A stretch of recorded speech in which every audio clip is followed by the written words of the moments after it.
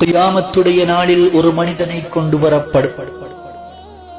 அல்லாஹு தஆலா அந்த மனிதனுடைய வாய்க்கு திரையிட்டு விட்டு அவனுடைய உடல் உறுப்புகளை பேசச் சொல்வான். உலகத்தில் படைக்கப்பட்ட அனைத்து விதமான படைப்புகளும் இருக்கும். மலக்குகள் நிற்பார்கள் அந்த இடத்தில். அல்லாஹ்விற்கு முன்னால் அவனுடைய உடல் உறுப்புகள் அனைத்தும் அவனுக்கு எதிராக பேச ஆரம்பிக்கும். அவனுடைய வாழ்நாளில் அவன் செய்த குற்றம் குறைகளை, பாவங்களை அவனுக்கு முன்னால், அல்லாஹ்விற்கு முன்னால், மலக்குகளுக்கு முன்னால், மக்களுக்கு முன்னால் அது அடுக்கிக் கொண்டே போகும்.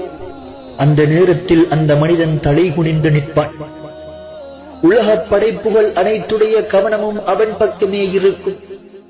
அல்லாஹு தஆலா அந்த மனிதனை பார்த்து கேட்பான், உன்னுடைய உடலில் உனக்கு சார்பாக சாட்சி சொல்லக்கூடிய ஒரு உடல் உறுப்பேனும் இல்லையா?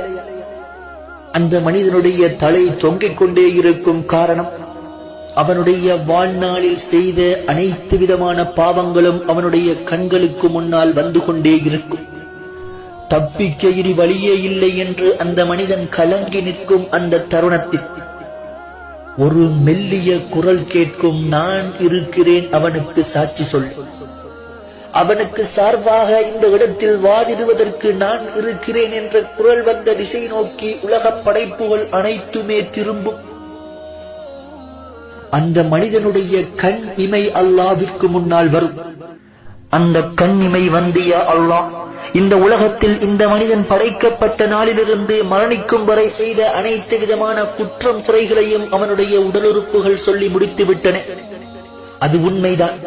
உலகத்தில் இவன் வாழ்ந்த நாட்களில் எல்லாம் உனக்கு எதிரான பாவங்களை தான் செய்து கொண்டிருந்தான்.